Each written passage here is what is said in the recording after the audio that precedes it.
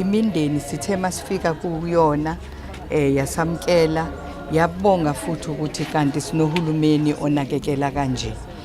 Sitheke masiphuma kuyona yomibili imindeni sashiya ukhansela ukuthi alide ikomiti elizobambisana nemindeni ukuze baqhubeke balungiselele ukubekwa kwabantwana futhi nama-social workers azoba yingxenye yokukhawunsela imindeni yomibili.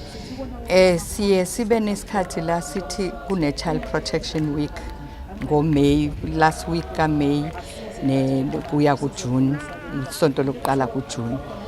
Kodwa sithi kusuke kuyimvuselelo ngaleso sikhathi ngoba 365 days zonyaka kufanele ukuthi sonke njengemiphakathi kufanele sivule amehlo sibavikele abantwana bethu.